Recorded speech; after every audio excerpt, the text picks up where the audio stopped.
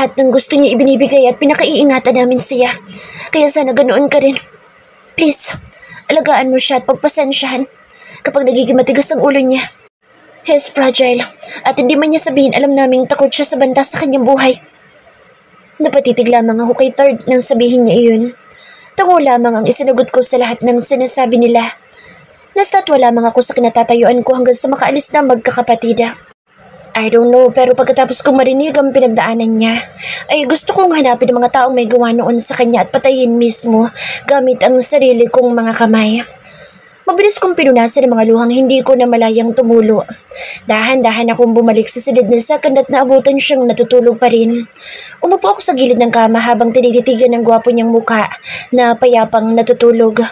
Hinapres ko ang makinis niyang pisngi. Napatiimbagang ako at mas lalong nakaramdam ng galit sa mga taong nagpahirap sa kanya na makitang isang peklat niya sa may kilay. Ngayon ko lang yun nakita dahil kung sa malayuan ay hindi iyon malinaw dahil natatakpan ng kilay. Naguguluhan ako. Bulong ko. Sa bawat araw na nakakasama kita, kahit anong isip ko na nagpapanggap ka lang, nababait at nagbabalat kayo na mabuting tao, ay pilit naman iyong ipinamumukha sa akin na mali ako. Mariin kong kinagat ang aking labi para pigilan ang nagbabadyang luha at pagbara sa aking lalamunan. Simula na makilala kita, hindi ko nakita ang isang katangian na may kakayahan kang manakit ng isang tao. Hindi ko makita sa iyo na kaya mong saktan ng kaibigan ko. Tuluyan ako napahagulhol. I hate the fact na kino-question ko na ngayon ang mga plano ko. Noon naman ay buong buo ang loob ko na maghiganti dahil sa sobrang galit na nararamdaman ko sa kanya. Pero ngayon ay hindi ko na maintindihan, pati ang sarili ko. Nakita ko sa mga mata niya kung gaano siya katakot dahil sa ipinadalang regalo ng kung sino.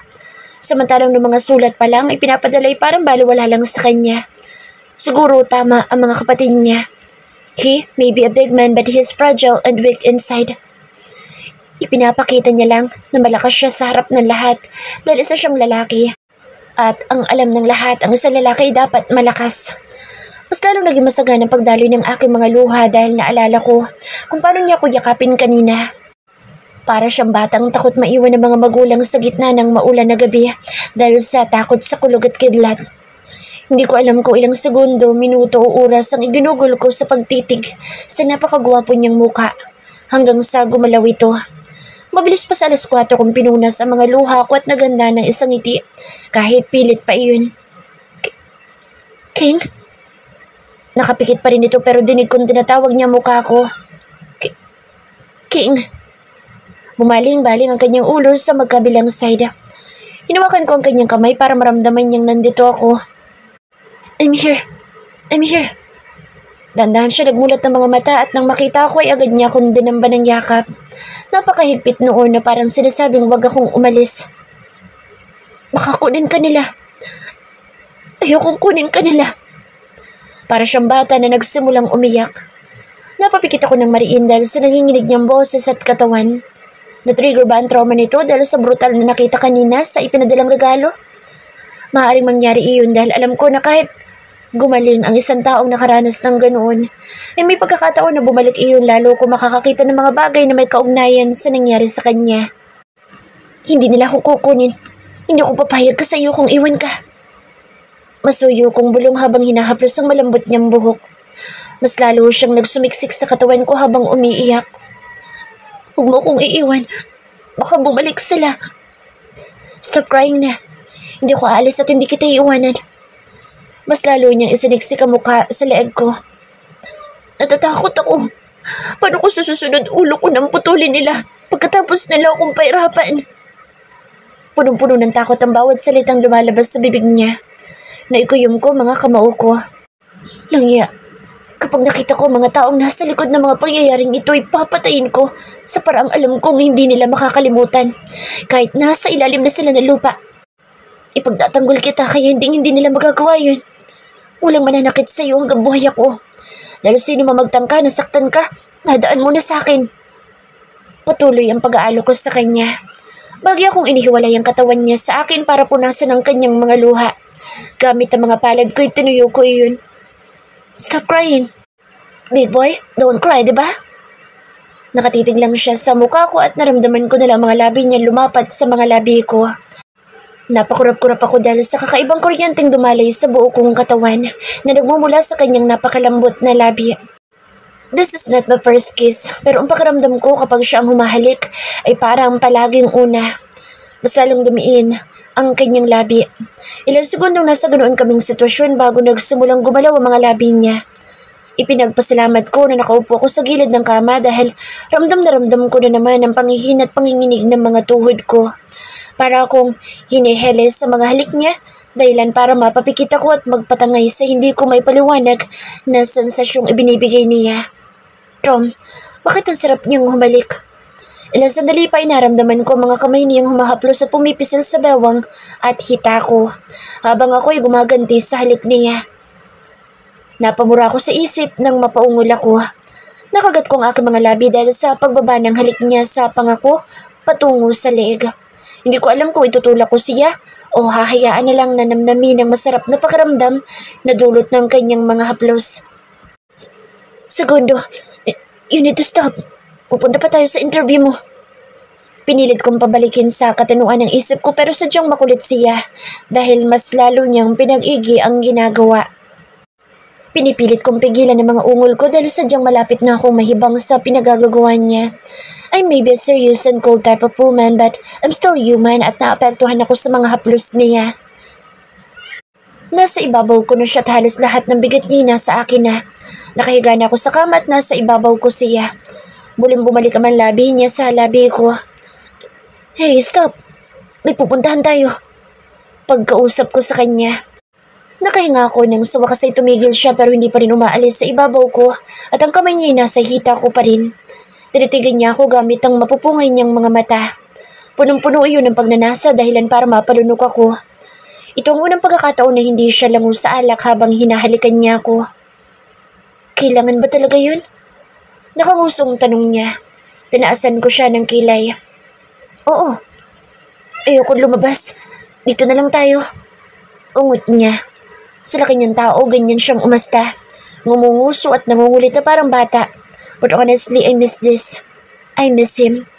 Hindi kami naging maayos noong nakaraan at formal lang kami sa isa't isa. We need to. Pagkatapos naman noon ay hindi ka nalalabas. Mag-stay ka na lang sa bahay ko. Ay, Sada. Nalaka ang mga mata niya. Sa bahay mo? Itatanan mo na ako? Sinamaan ko siya ng tingin dahil sa sinabi niya. Doon ka muna pansamantala. Dahil masyadong delikado dito. Mas ligtas doon dahil secured ang lahat para hindi na maulit ang nangyari kanina. Paliwanag ko. Naisip kong gawin ang bagay na iyon hanggat hindi ko pa natatapos ang mission ko. Tama sa first. Masyado nang delikado ang kondong ito ni second kaya kailangan ko siyang dalhin sa mas safe na lugar. Sige na, magbihis ka na para makaalis na tayo. Ipapakuha ko nila mga gamit mo. Hindi siya natinig sa pagkakadagan sa akin. Basta, patulugin mo muna siya. Sabi niya. Noong unay hindi ko nakuha ang ibig niyang sabihin, not until idiniin niya mga hita niya sa akin. Nalaka mga mata ko nang maramdamang may tumutusok sa puson ko. Oh shit! Mura ko dahil sa sobrang pagkabigla. Nag-init ang magkabila akong pisngi lalo nang makitang nakangisi siya at parang nangaasar. Ang dumi ng bibig mo. Umayos ka nga. Pinilit ko maging mataray ang boses ko pero wala sa kanya iyon. Mas lalo lang niya inilapit ang mukha niya sa akin at paulit-ulit na dinadampian ng magaan na halikan labi ko. Ang sarap ng labi mo. Bulong niya.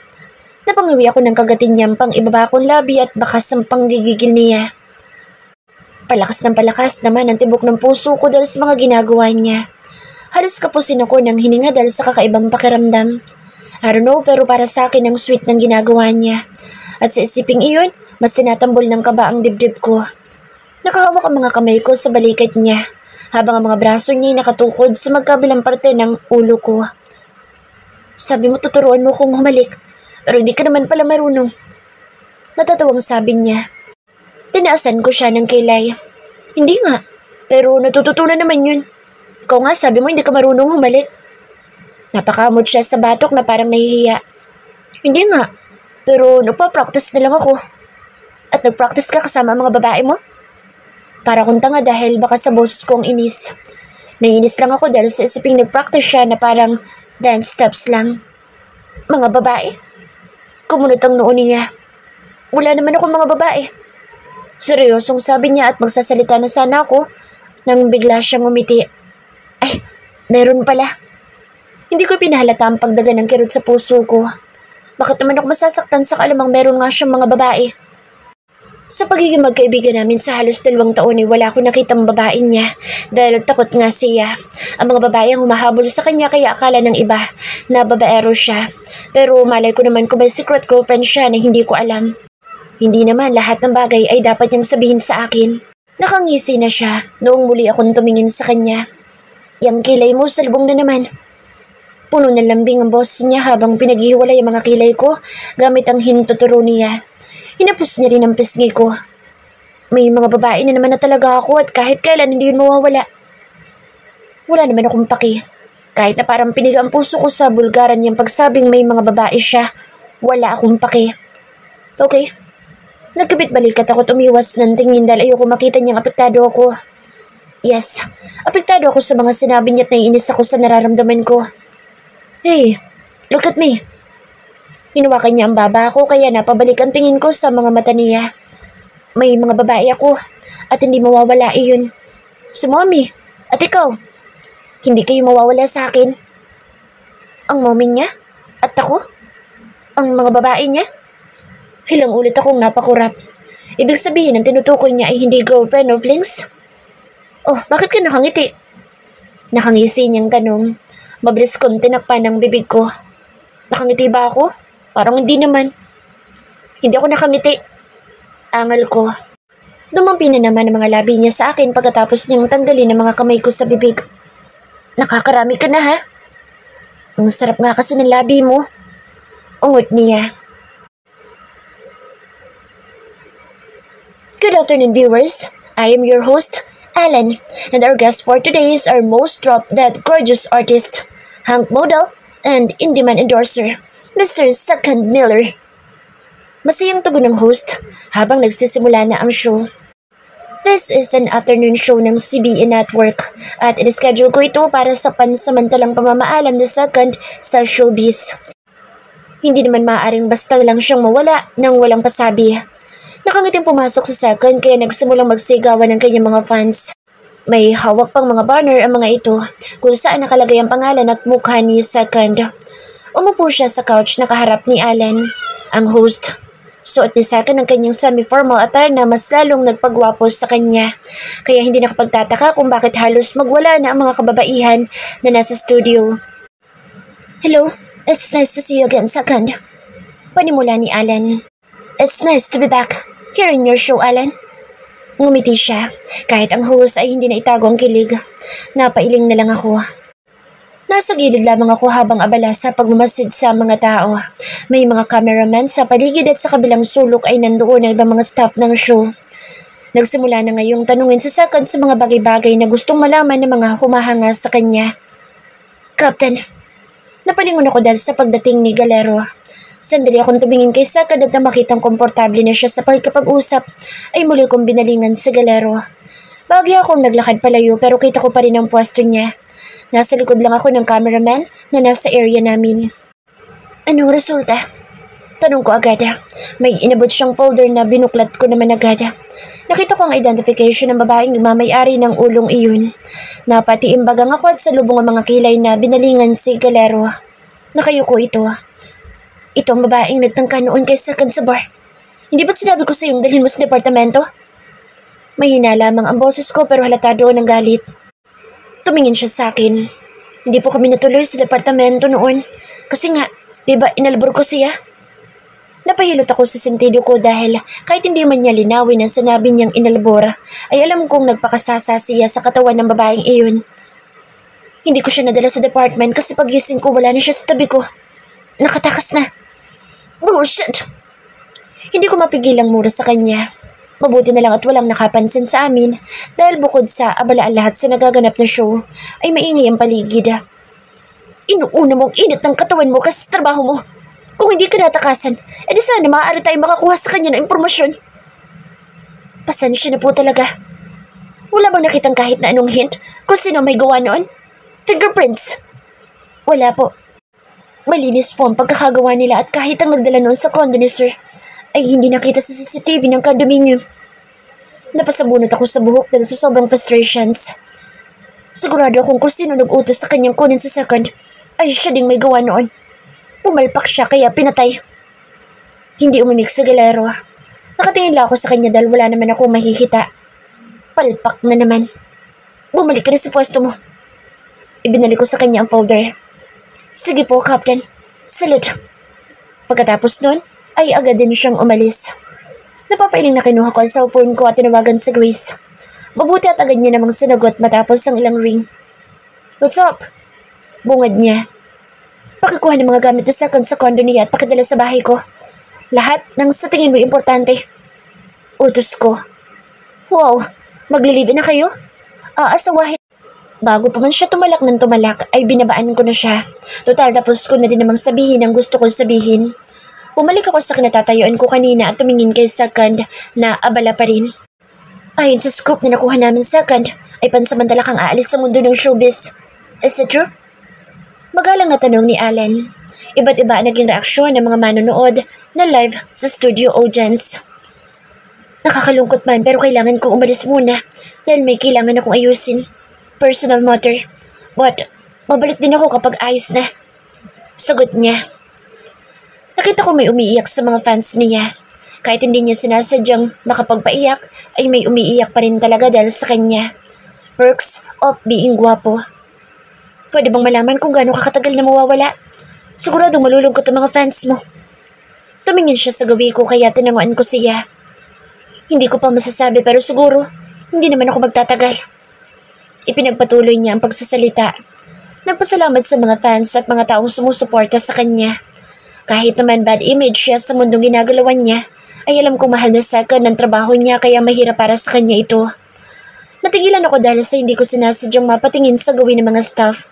Ay nakita kong isang cameraman na nakahawak sa kanyang likod ngunit animoy busy sa pagkuha ng anggulo. Nakita ko ang konting paglalabas ng isang metal na kulay silver sa likod nito at hindi ako maaaring magkamali. Baril iyon. Back up! Bulong ko sa speaker na nakakonekta sa team bago mabilis na tumakbo sa gawin ni Second. Wala akong pakaalam kung magtaka lahat o magkagulo. Ang mahalaga ay ang mailabas ko siya sa lugar na ito dahil mapanganib. Humarang ako sa kanya bago mabilis na bumunot ng barila.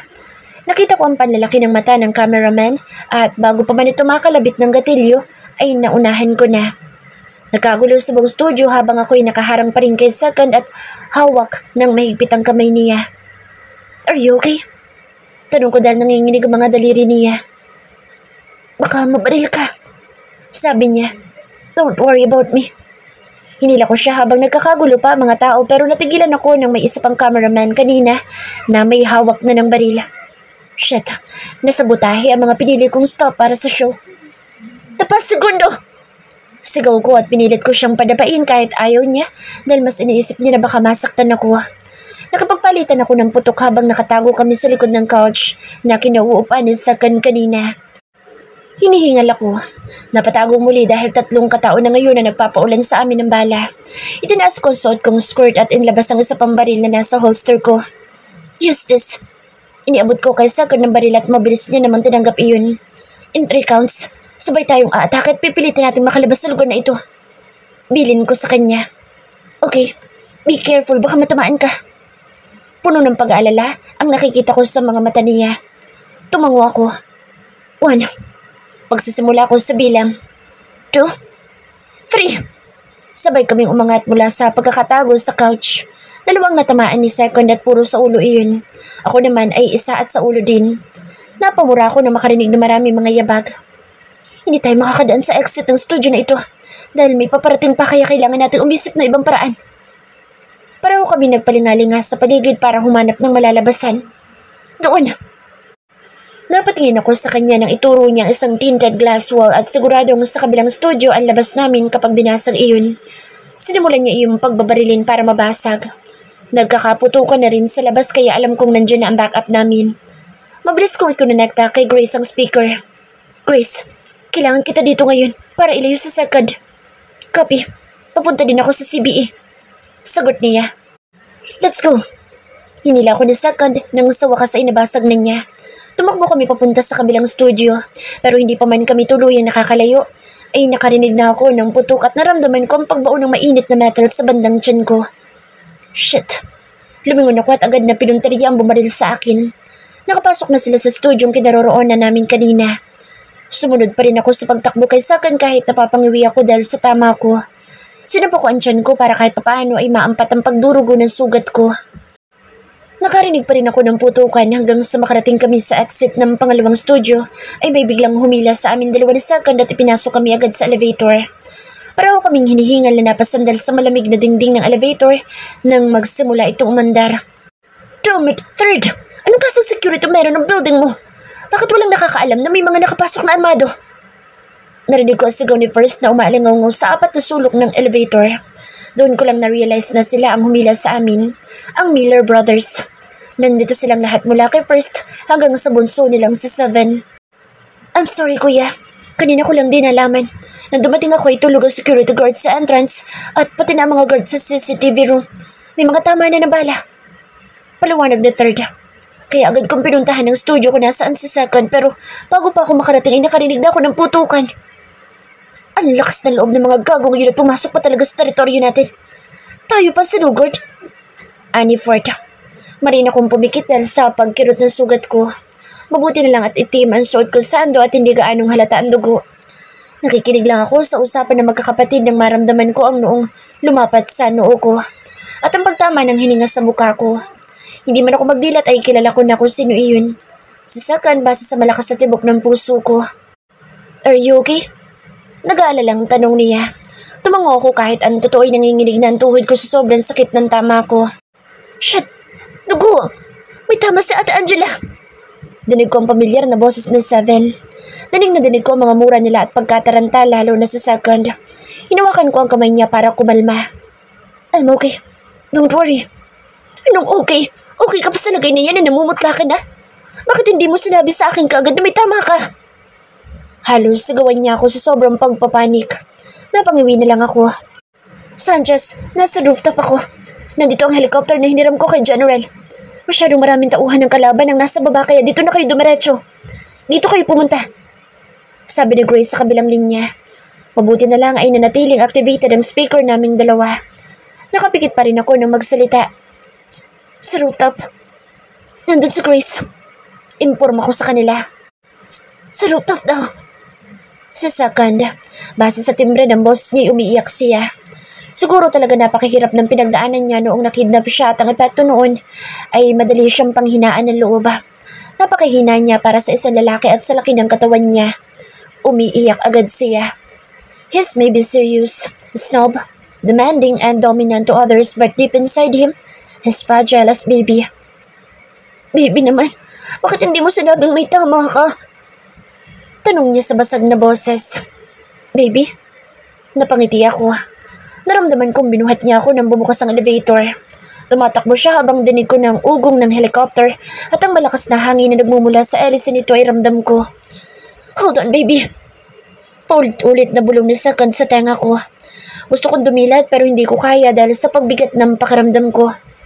Third and Seven, kayong sumama sa ospital. Samahan niyo si Second sa pagdala doon kay Angela. Kami na bahala dito. Bilin ni First. Yes, kuya. Nakasakay na kami sa helicopter habang inaayos ang posisyon ko. Huwag kang matutulog, baby. Bulong na naman ni Second. Don't worry, Second. Masamanda mo yan kaya mahirap pamatay. Boses ni Grace at humagikik pa. Baliw talagang babaeng ito. Nasaktan na nga ako nakuha pang dumaldal. Hindi naman ako natatakot na natamaan ako dahil alam kong hindi ako napuruhan. Isa pa hindi ito ang unang pagkakataon na tinamaan ako ng bala. May mas malala pa nga dito pero nakaligtas pa rin ako. Shut up, okay? Kung wala ka maitutulong, tumahimik ka. Singhal ni Third. Ako? Walang maitutulong?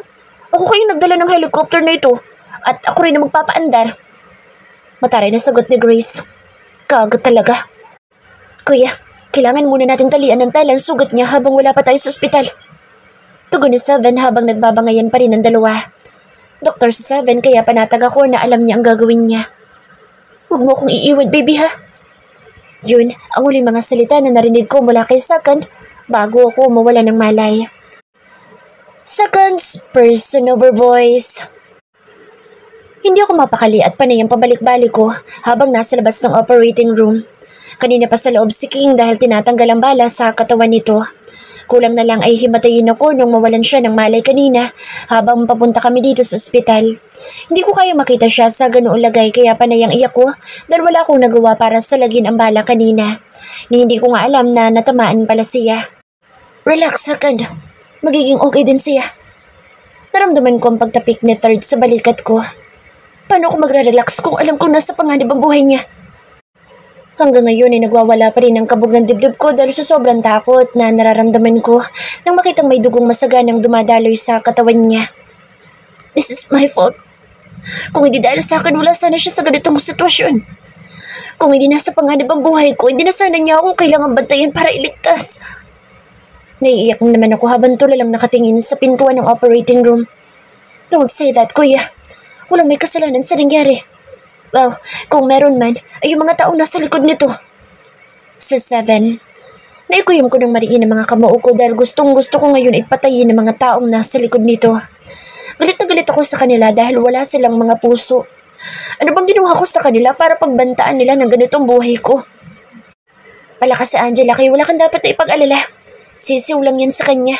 Isang bala lang naman. Sa iba nga namin kasong hinawakan, halos tadtarin na siya ng bala pero buhay pa rin siya. Masamang damo yan. Natatawang kwento ni Grace na parang katuwa-tuwa ngayong kwento niya. Ang hilig mo sumabat sa usapan ng may usapan. Napakadaldal mo. Inis na sagot ni Third at masama ang tingin kay Grace. Namawang naman siya at ginantihan ng masamang tingin ng kapatid ko. Ako, Tres, huwag mong kinakausap ng ganyan ha. Baka makatikim ka sa akin, makita mo. Inaano ka ba ha? Singhal nito habang nakapamewang pa rin na akala mo'y napakalaking tao. Hindi lang ko nakapagsak sa'yo, nagkaganyan ka na. Napangiti ako. Kahit papaano'y gumagaan ang pakiramdam ko dahil sa kakulitan nitong kaibigan ni King. Nagtataka lang ako dahil kung gaano katahimik si King ay ganoon namang kadaldal ang babaeng ito. Paano sila naging magkaibigan? The hell, Kuya Third? Is that true? Manghang tanong ni 7. Huwag kang maniniwala sa babaeng yan. Sa sobrang kabaliwan niya, nagkakaganyan na. Seryosong sagot ni Third. Mabuti alam mo na baliw ako sa'yo. Parang wala lang na sabi nito samantalang sa Third ay natameme. Mas lalo tuloy ako napangiti. Burn! Kantsaw ni 7 habang panay ang tawa sa bangayan ng dalawa. Kanina pa kasi sila panay ang away kahit noong nasa helicopter pa lang. Anyway, Ate Grace, ang hot mo kanina habang napapalipad ng helicopter? Mangang sabi pa ni 7. Napangisi si Grace at kumaway-kaway pa na parang beauty queen na sasalang sa pageant at taas noong naglakad. Ako pa ba? Kailangan ko maging hot para mailab sa akin yung kuya mong tuod. Sabay kindat niya. Abala ako sa pagmamasid sa kanila nang bumukas ang pinto ng operating room. Dali-dali ako lumapit sa doktor. Doc, kamusta po siya? She's okay now, Mr. Miller. Maraming nawalang dugo sa kanya. Mabuti na lang at nasalinan agad siya. So for now, let her rest. Ililipat na siya sa room niya. Pakihintay na lang. Paliwanag dito habang nakangiti. Nakahinga ako ng maluwag dahil sa magandang balitang sinabi niya. Naramdaman ko pang pagtapik sa akin ni Doc bago itutuluyang umalis. Thank God. Usal ko. See? Sabi ko naman sa'yo na hindi siya mamamatay kasi kapag namatay siya, papatayin ko ulit siya. Double kill. Napapailing ako dahil sa kabaliwan niya. Napangiti ako habang panay ang halik ko sa pisngi at labi ni King. This is insane. Naadik ako sa labi niya to the point na ayoko nang bitawan. Hanggang ngayon ay hindi pa siya gising. Halos buong maghapon na siyang tulog at nag-aalala ko para sa kanya. Baby, gising na. Hinalikan ko siya sa labi ngunit dampilang iyon. Malandi rin palang kapatid mo, ano, Tres? Hindi ko pinansin ang pagpaparinig ni Grace. Nandito kami magkakapatid sa private room na pinagdalhan kay King. Even my dad and my mom is here pero hindi ko nahihiya kahit sabihin pa nila akong malandi. Kanina pa na yung iyak ni mommy dahil akala niya na paano na ako. At ngayon hinihintay nila na magising si King para magpasalamat sa ginawa nito. Mas malandi ka sa kanya. Kapal na mukha mo, nandito ka pa, hindi ka naman kapamilya. Asik ni Third. Your mom, Third. Saway ni mommy. Sorry, mom. Tumawa si Grace ng malakas at ganun din ang mga kapatid ko. Kanina pa ito maingay pero hindi man lang nagising si King. Namimiss ko na agad siya kahit kasama ko naman siya buong maghapon. Pinakatitigan ko ang napakaganda niyang mukha. Mahahabang itim na itim niya mga pilik mata. Mamula-mula mga pisngi ngunit ang labi niya ay medyo maputla dahil siguro sa nangyari. Siya ang pinakamagandang babae na nakita ko. Yung tipong titingnan ka lang ng malamig niyang mga mata, magwawala na agad ang puso mo at panlalambutan ka ng mga tuhod. Alam ko dahil yun palagi ang nararamdaman ko kapag tinitingnan niya ako. Second, napakurap-kurap ako na makita kong nakatitig ang mga mata niya sa akin. Dinamba ko siya ng yakap dahil sa sobrang saya ko nagising na ulit siya. Ouch! Daing niya. Shit! I'm sorry, baby. Hindi ko sinasadya. Nataranta ako dahil nadiinan ko pala ang sugat niya. Hinaplos-aplos ko kung nasaan ang sugat niya pero mabilis niyang tinapik ang kamay ko.